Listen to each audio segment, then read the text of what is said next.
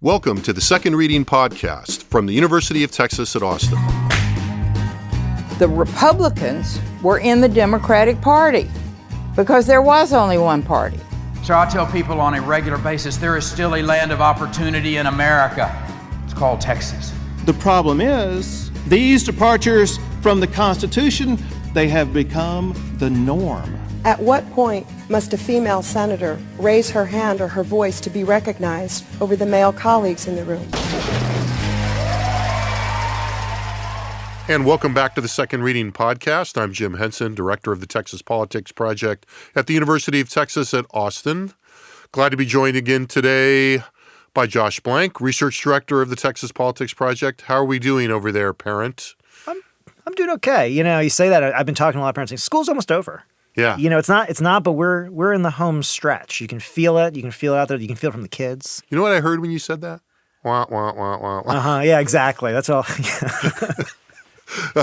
That's sort of an Easter egg. We were talking about the Peanuts comic strip and how, you know, kids hear adults and, you know, also noting that adults sometimes hear each other the same way. More often than you'd think. Yeah. It's not something that happened to us. It's something that we learned. I was going to say, and that's a good transition. Or perhaps both. So, you know, after a busy week in Texas politics last week and another one ongoing as we record this late in the morning on Tuesday, you know, I thought it would be a good idea to take stock of where we are in the session, but from a very specific perspective. That is, you know, you and I, Josh, have talked a lot about, you know, throughout the process, and this has to do with the way we do our jobs and, you know, answering the phone or responding to text from reporters.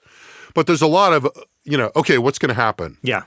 Or what do you think's going to happen? Or, you know, does where's this have a going? chance? You know, like, you know, and look, that's a, you know, the flip side of what the way we want to kind of frame this today is, you know, nobody really wants to report on what might happen.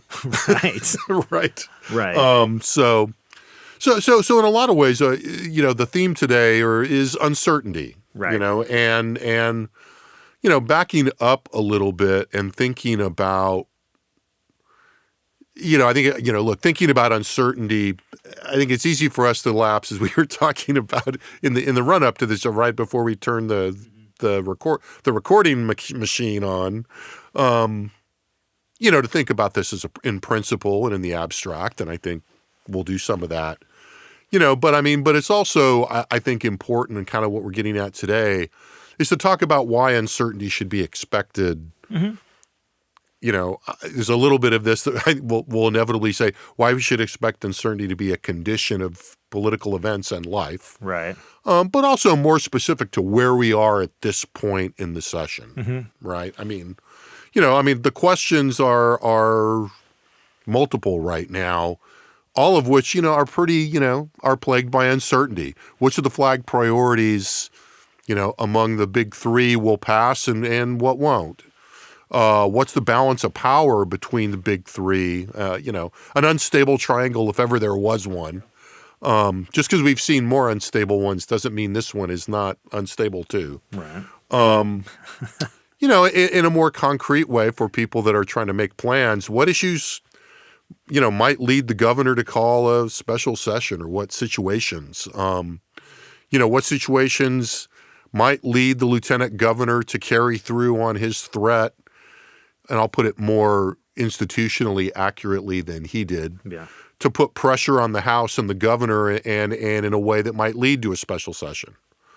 You know, and kind of what we're looking at right now tell us about the state of the play and how, in other words, how will this shake out? What will this tell us about the state of play in the state as we go into the next election cycle? Mm-hmm. And then, of course, and it's easy to lose charge of this.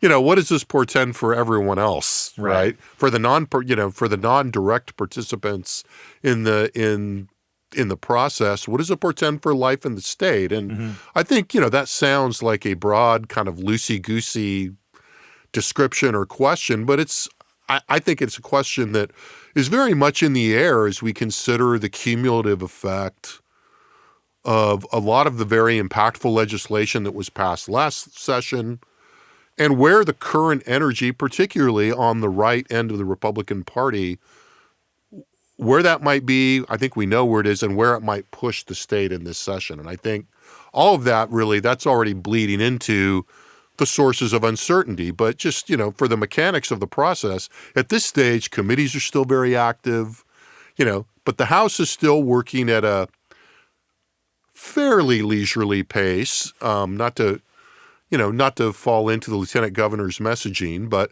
we haven't had huge calendars in the House. Actually, I was looking today before we came up here as the House was gaveling in, and there's actually a longer calendar in the House today, but there's also more committee meetings going on. But nonetheless, the House is still working at a fairly leisurely pace at bringing things to the floor. Though not we expect that. out of the norm. Yeah, we should expect that, just as we should expect, the Senate to criticize it. So, given like that, even just that narrow band of the process, that very kind of nuts and bolts there's still a ton of committee hearings. The pace of bills is uneven. There's not a lot of bills moving yet, in the House, although there will be. The course of things is very underdetermined at this point in the process.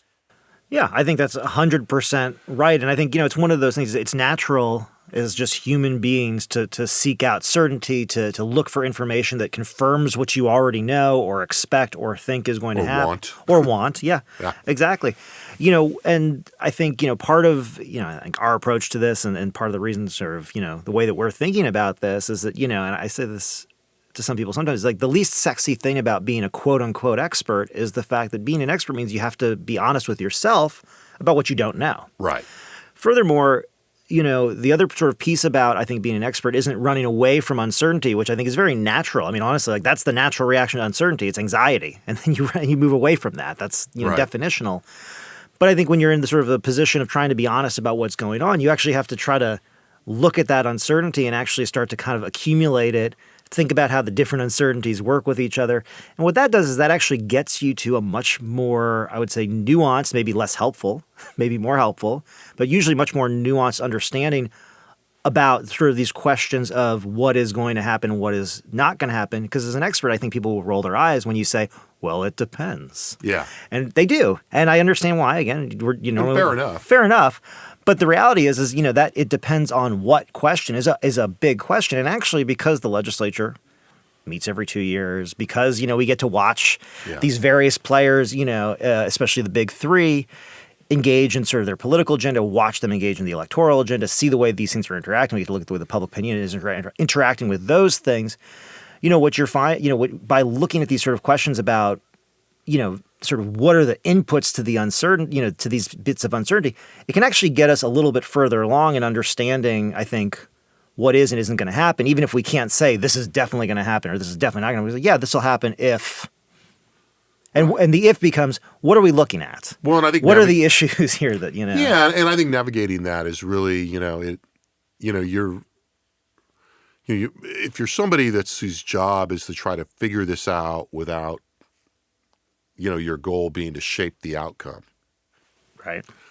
The dynamic of the people that are involved whose job it is to shape the outcome, have different, incentives for presenting certainty or uncertainty as they try to shape the debate and they try to shape the actual process. Right. But I would say that, that may be true, but it doesn't change the underlying nature of a lot of the uncertainty. Well, no. I'm not saying it changes, but what I am saying is that it's one more thing to have to navigate as you are saying, well, it's uncertain because, somebody says, well, so-and-so says it's going to happen. Yeah, no, and I'm not disagreeing. What I'm actually saying is that I think, it seems to me that the most, effective advocates in those space are probably the people who can manage, incorporate, and then act on more sources of uncertainty and more information and the right source and the right mix of sources of uncertainty and information to basically make a decision in what is, sorry to be, an uncertain environment, right? Yeah. Okay, so we can lapse into abstraction. So let's get a little a little more concrete. So look, the sources of this uncertainty are, you can put them in different buckets. Look, some of this I think, and I think this is a good basic thing to remember, and this is kind of a, government 306 kind of factor, but the process is designed to create some uncertainty. Yeah. right? And by the process, in particular, the legislative process. I mean, the process is designed to make it hard to pass bills. The process also has this throttling of the pace of consideration of legislation. This is a big theme when we have our intern training seminar at the beginning of every session. This is almost like one of the predominant themes when we have the interns that come participate in a conversation with the parliamentarians. The constitutional order of business. I mean, I think it was Hugh Brady, the co-parliamentarian in the House, who kind of just said, "I love the constitutional order of business," which was, he's on the right job, right? And amusingly enough, the parliamentarian of the Senate, not as in love with the constitutional order in business, not hostile, but perhaps just a frenemy. I'm going to get in trouble for saying that, maybe. Well, they're coworkers. But nonetheless, I mean, there is a structure to the way that legislation moves. We've talked about it in here before. I have to over elaborate. When the committees can start meeting after 30 days, you can't start.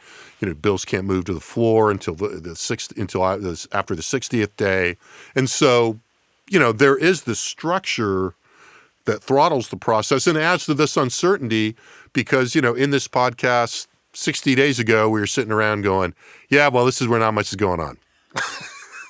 Right? And so we're in the midst of this.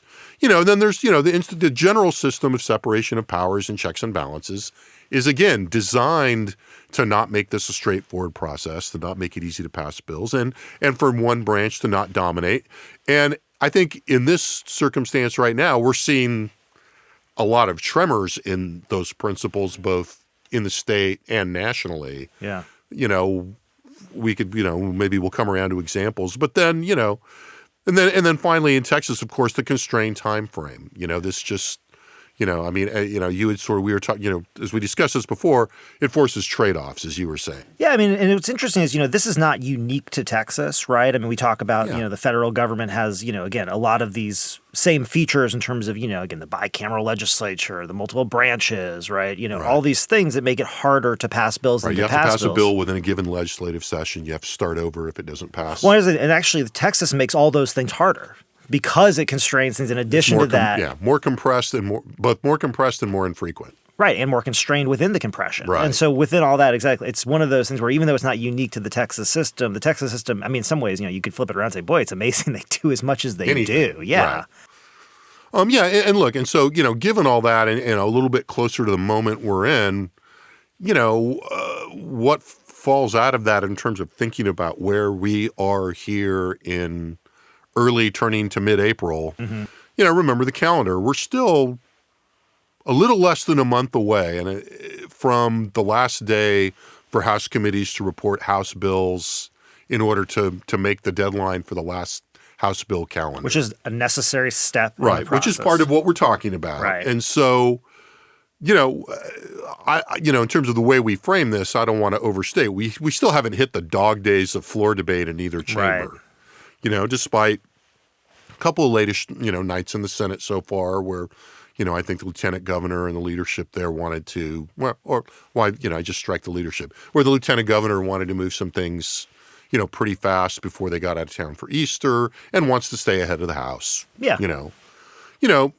So just as it was too early a couple of months ago to be thinking, Right. That just because a bill got filed, it was going to move, and we kind of beat that horse in here for a couple of podcasts. At this point, it's still too soon to make too many judgments about what won't move. I mean, look, something that hasn't been referred to committee yet, or, there are some things out there that we can begin to winnow out. But, it's still premature to be sure about what is going to move and what isn't in a lot of cases. Now, some things are moving, so right. those things get bracketed. And so it's too early to draw too many conclusions about winners and losers, right? I mean, now that points us directly to the political factors at play. Now, this is obviously, because of the contingency, a really big category. You could say so. Right? I mean, we could, this is most of what we talk about in here a lot of the time. So, where do you want to start? Big three? Yeah, I think we should start with the big three. All right, so let's start with the competing interests of the big three. They loom pretty large here. I mean, Lieutenant Governor Patrick has been a lot of ink spilled on his influence, his power. Right. But I mean, to the point we're talking about here, his public profile and his priority items are pretty grounded in the agenda of the right wing of the Republican Party. Mm-hmm. And overlapping substantially, but interestingly, I think not completely, in his own kind of demonstrated priorities. For example, his support for restructuring the ERCOT market and creating a reserve system of quote-unquote dispatchable power while de-emphasizing renewables is not something that you would go, oh, there's that right-wing agenda again, right? That's something that he wants for his own mixture of reasons and motivations, and that's, very different than what's going on in the House. But nonetheless, I mean, to step back, the point being, part of what is feeding this uncertainty is the political position of Patrick vis-a-vis Speaker Phelan, who profiles very differently. Yeah, and I mean, I would even add to the Patrick thing what you were just saying about, the ERCOT market. I mean, you also can't, and this is sort of idiosyncratic, but it adds to the uncertainty, discount just the different sort of policy preferences, even where there is agreement. And we'll talk about that between them. But I think, the energy thing is a good point. The energy thing is a good example of that, though, where, what I would say, as an outsider kind of looking in and not trying to, and not taking account, and I'm just saying up front, I'm not taking account of what the institutional players within this fight want. I'm just looking at the politics on the outside of it and the way the process works. And here's something where Lieutenant Governor has been kind of out front about wanting specific things in the energy market. And, the real challenge here is something I think is kind of common. This also layers onto the uncertainty here is something this big usually takes multiple legislative sessions. Right. I mean, if you're going to rework the energy market, rework, various aspects of it, right. Not only, one they is... did a lot last time, and they're talking about doing a lot this time. And the reality is, it doesn't mean that everybody on the committee, it doesn't mean that anyone in the House or the governor necessarily think that that's the way to do it, even if they agree with, the politics of it, the policy of it, the idea, right? They might not say, and I think, the obvious place where you see this coming up again would be in property taxes, where there's a lot of disagreement about how to get there. It doesn't mean there's disagreement about doing it. Right. So anyway, and I think you can see that in the House, right? The Speaker's taken a very different profile from the Lieutenant Governor, right? His list of priorities, look pretty different. I mean, it's hard for me not to think of it as kind of, someone kind of holding on to that developmentalist wing and kind of saying, hey, what about infrastructure? What about... Yeah, I mean, I think we were talking about this beforehand, and the Speaker would probably not love this particular characterization. I don't mean it in a mean way, sir. No. But I think that,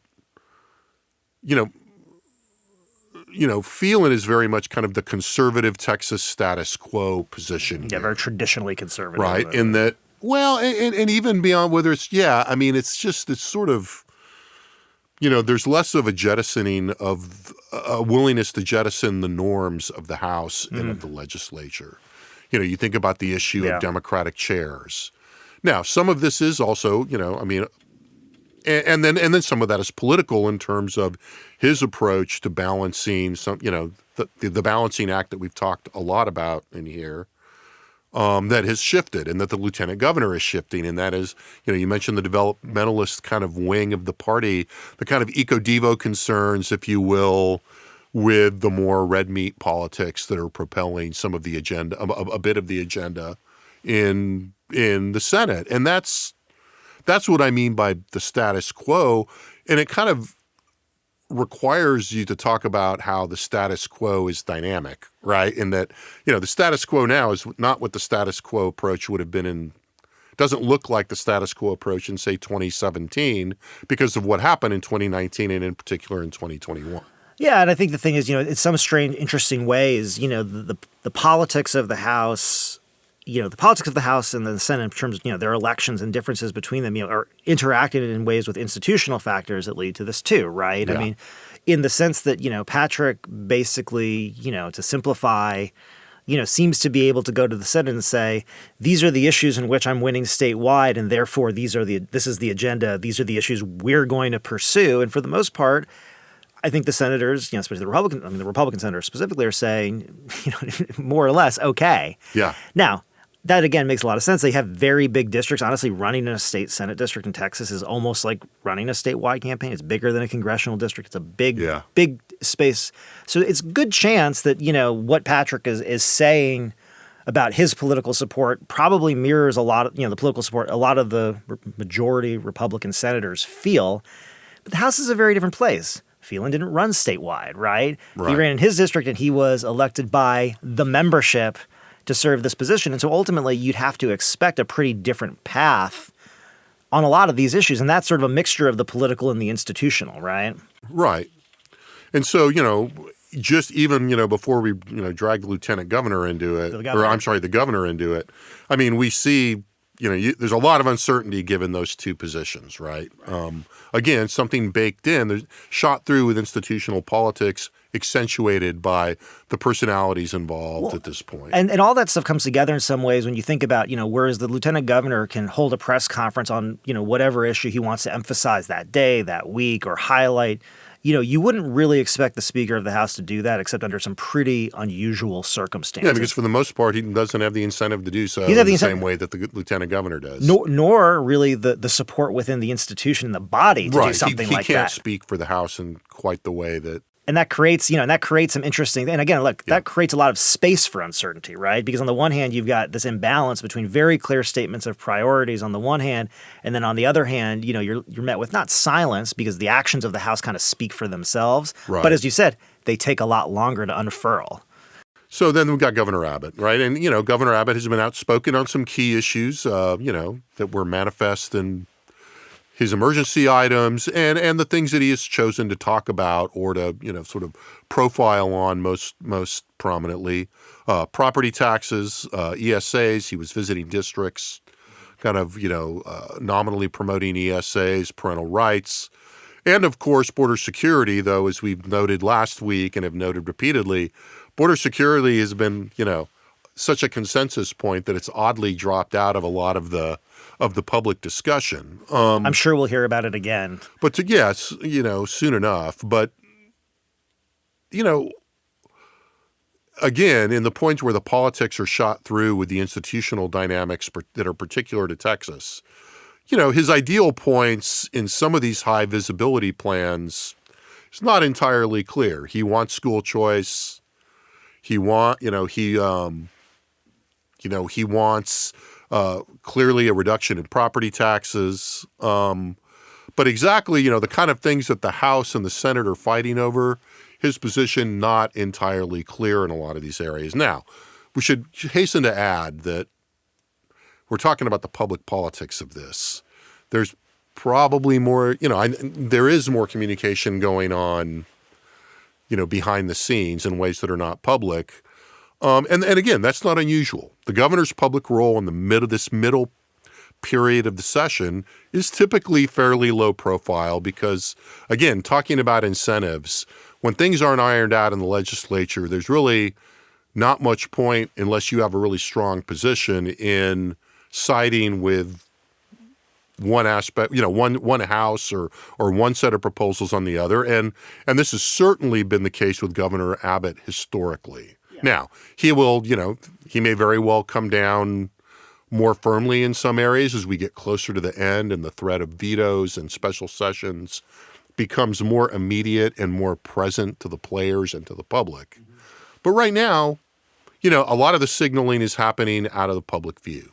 Yeah, I mean, I think if the governor thought that he had the juice or the political capital to significantly, tip the scales one way or another on a particular policy. I would say juice, political capital, and juice. Let's operationalize juice as institutional leverage. Well, yeah. I mean, I'm not, or add institutional leverage. Well, I was thinking, the institutional leverage piece. I see kind of the other things you were citing later in the session. You start talking about veto threats when you start, dangling some carrots and some sticks around, that kind of thing. Special session threats, things like that. I think what I'm thinking about, right now is in terms of this more about like political capital. And I think if the governor were able to say, look, the only type of school choice program I'll accept is this one, and this is what needs to pass, there's a big risk there, which is that they don't do it. Right. And then you look weak. Right. And they're blunt instruments, right? I mean, the governor's main tools are pretty blunt instruments. When, House and Senate, players are negotiating over whether you're going to spend X million dollars or X plus Y million of dollars on something, or whether The hold harmless is 2 years or whether this is- 5 or Yeah, right, exactly. How many pennies you're buying out of, school tax, et cetera, et cetera. You can't use those big weapons because, it's just not, and so that, you got a lot of red lines that float around and people run bills, the governor's people look at things and it's kind of baked in a way at this stage of the process. But, in terms of uncertainty, it also introduces wild cards, as the governor, and again, not just this governor, I mean the governor generically, as a governor looks for other opportunities to profile depending on their political position. And, I think we saw this in the last weekend, frankly, with,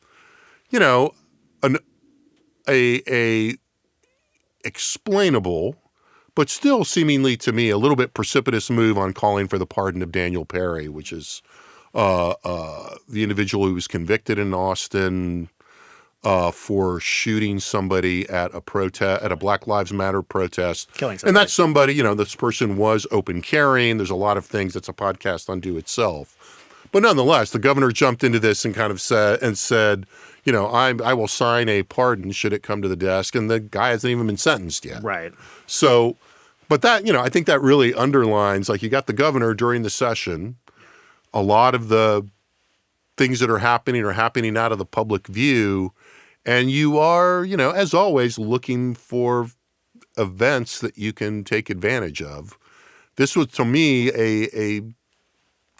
an interesting one. Again, explainable in retrospect, I think. You can see where the politics of this worked for the governor. But it is an example that, Yeah, it's wild. yeah, it can be wild, right? So, I think, you look at the big three, then you kind of back up. The other big political factor here is something that we talked about at length a couple weeks ago. We don't need to recap the whole thing on this podcast. And that's,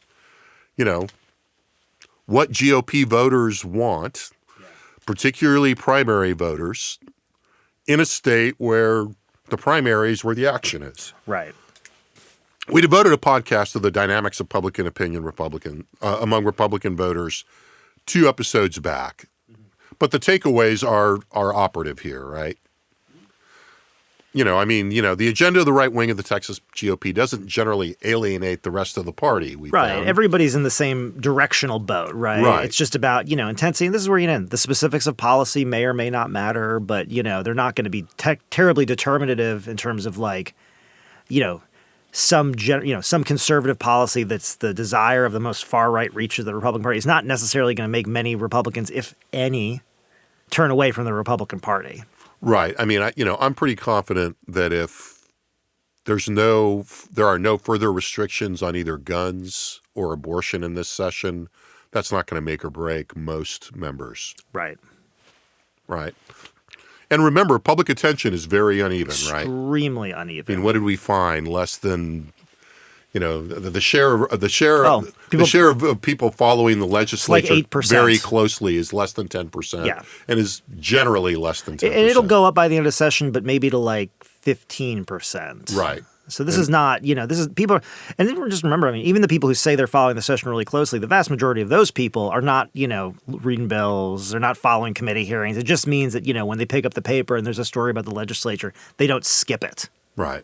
And so, I think as we sit there and we try to figure out what's going on, one of the things that feeds this uncertainty is, as that kind of suggests or, that points to, the implications of one-party rule in the state. Mm-hmm. Yeah. There are very few legislators right now who worry more about the general election than they do the primary. Yeah, and part of that, just to be honest, is also, we're still very close to the redistricting process. And so these are the, this is not the safest these districts will ever be. And this is for Democrats and Republicans, incumbents, for both. But it's pretty near close to the safest that they would be. Right. The lines are fresh. Right. So,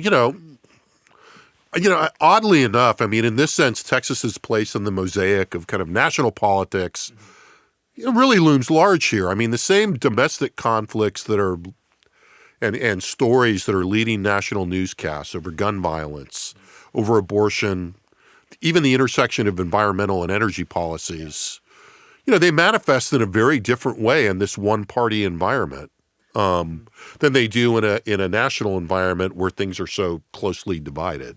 Yeah, and yet, I mean, again, just highlight this, but and yet Texas, I used to bristle at this, but now I'm just sort of using it as a set piece. And yet Texas is also this weird microcosm. And it's not to say that Texas is a good representation of the country, but it's a good representation of a lot of the sort of underlying, I think, set pieces of the tension in politics. Urban versus suburban versus rural, race and class issues. Right. The border and immigration issues writ large, and friction. Labor, growth, friction, transportation, energy use, demands, infrastructure, all that stuff here, just because of the state's size, is none of those issues are small, right? None of those issues are like, well, let's, I think about, it's like, oh, we need a rural health program, in Montana. It's not the same thing as when you're talking about it in Texas. Right. And that's true for any issue, right?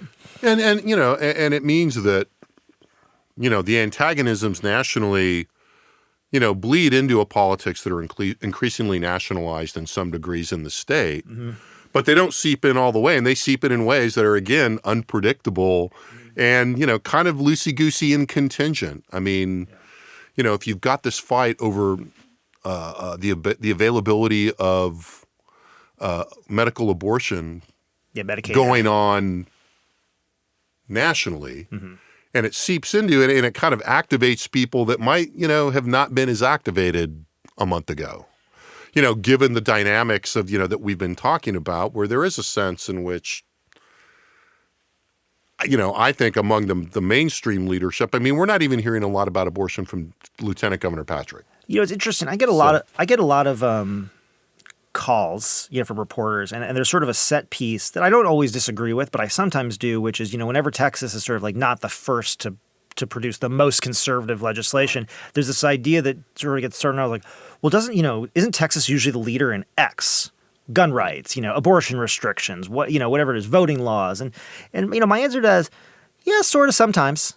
Yeah, well, they have been. They have been at times, but the other side of it too is, Texas is a much more diverse place than, let's say Montana, than Kentucky, than Oklahoma, or some of the states that sometimes push out on this. Now, sometimes there's other examples like Florida where they'll jump ahead on something. You say, well, okay, that's sort of interesting.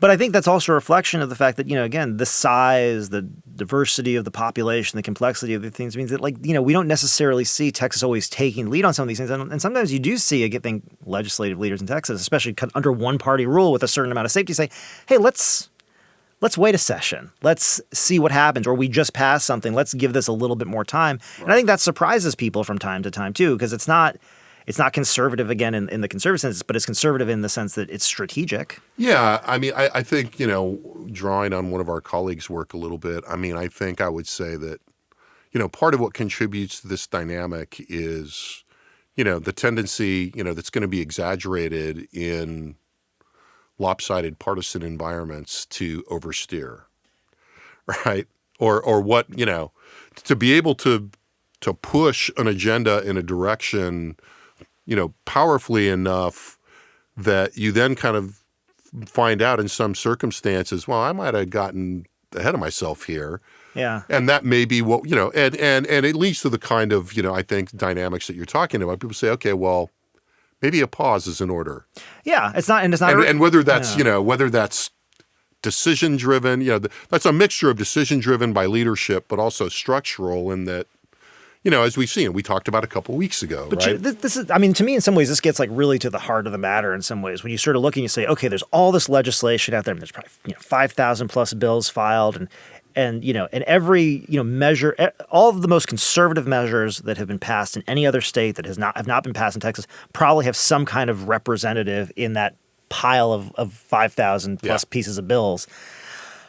But then it filters through this process, which is, very considered by multiple actors, constrained institutionally. And what comes out of it is not necessarily going to be a perfect reflection of everything that's going on out there nationally in the ether.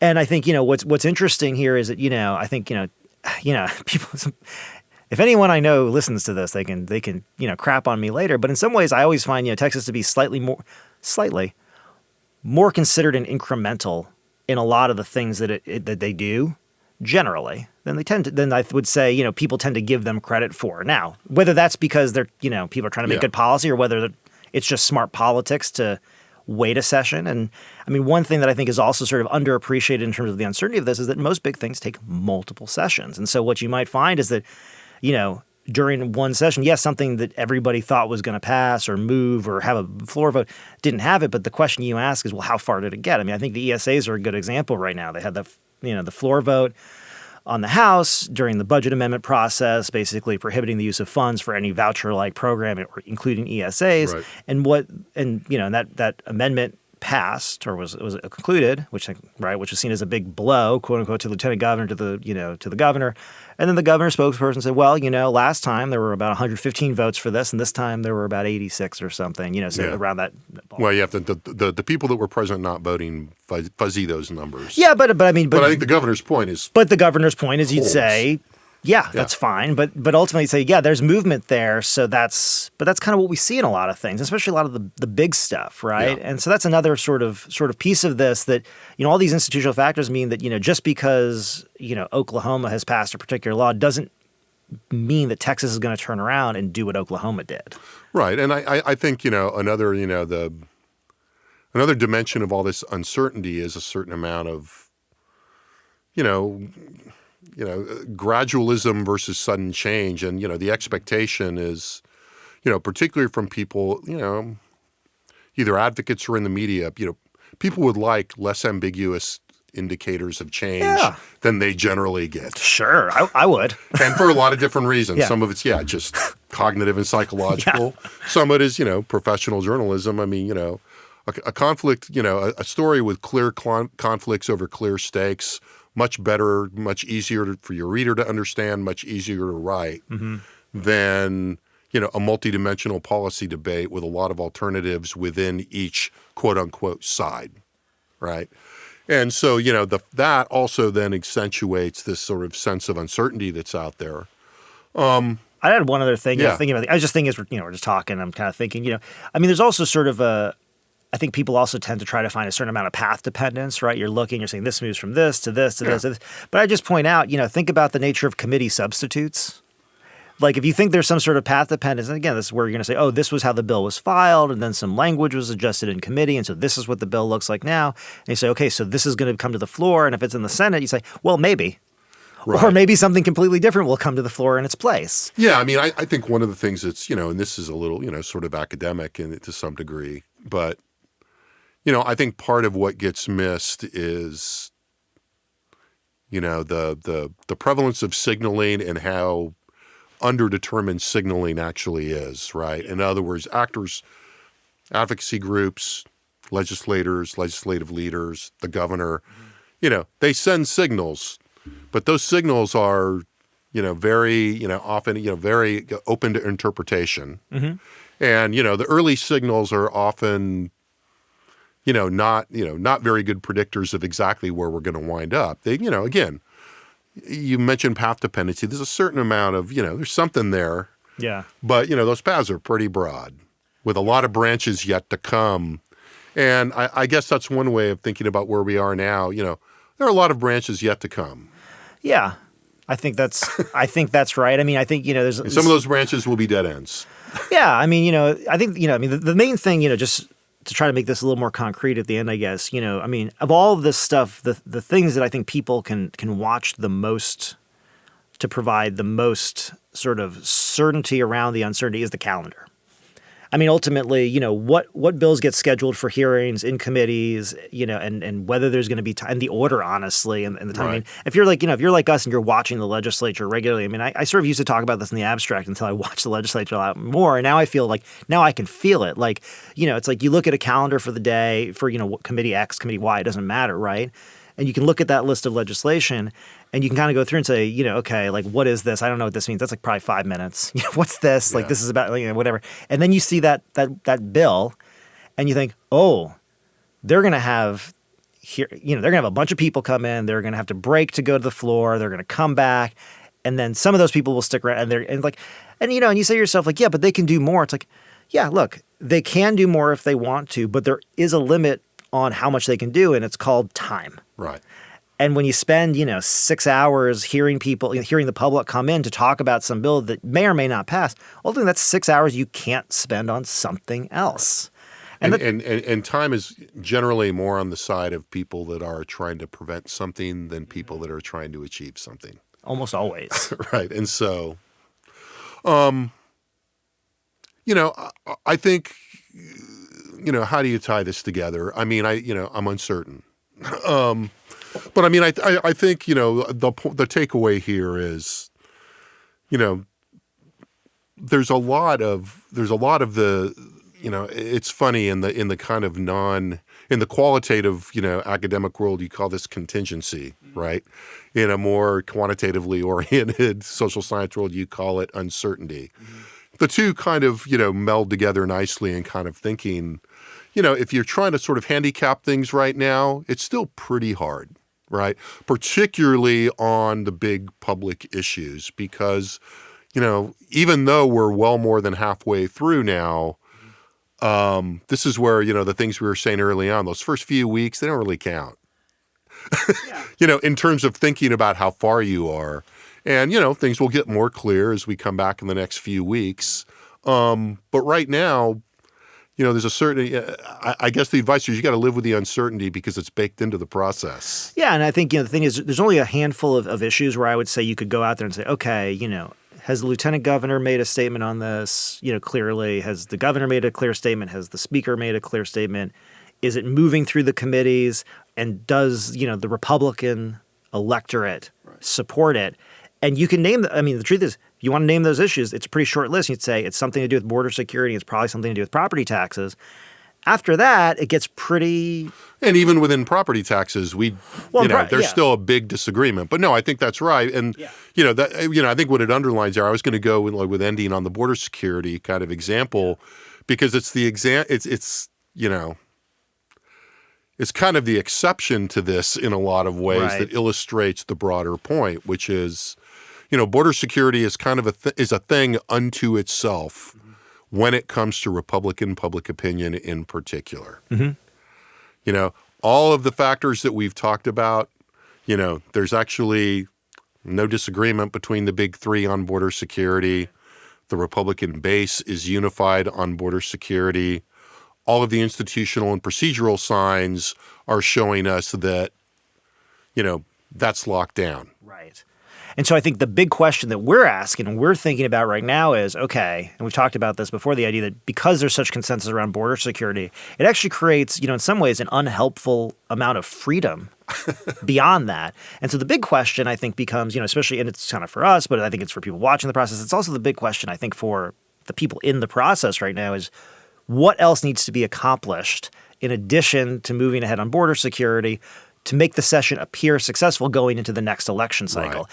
And the thing is, that in and of itself is a pretty tough question to answer when so much of the energy, especially in Republican circles, is focused on immigration and the border.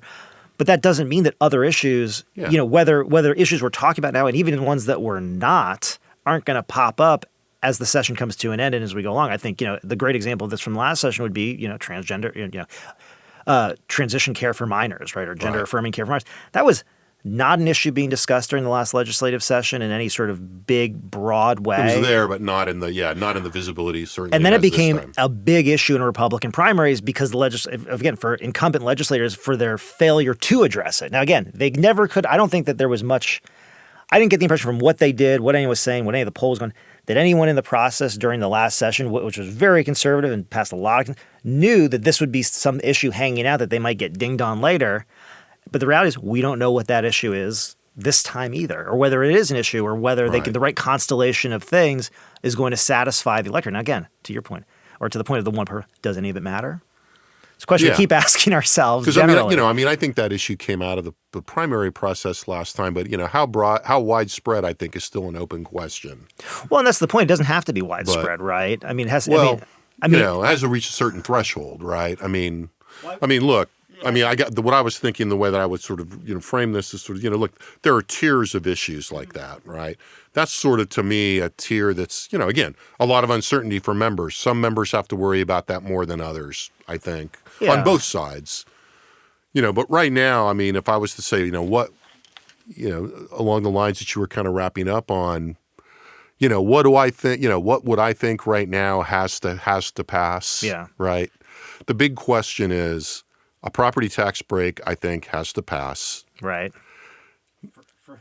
I don't, and so that opens up all, how and for whom. Right. Right.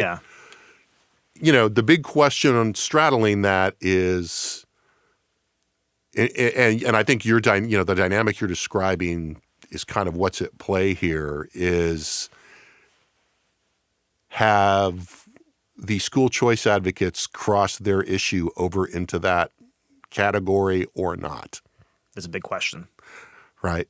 And that's where I think, the governor's point, and, a lot of people made this point. I mean, we should give a hat tip to Patrick Svitek because very quickly he had the list of legislators that voted for the anti-choice amendment in 2021, but did not support it this time, or voted no or present not voting. And there's enough uncertainty in that decrease that you talked about from 115 to 86 with this, Gray. gray area group to make that something of an open question. And that actually goes back, and what we're seeing now, I think, at least in the messaging, is an effort on the part of the school choice advocates to make that seem less uncertain than it is.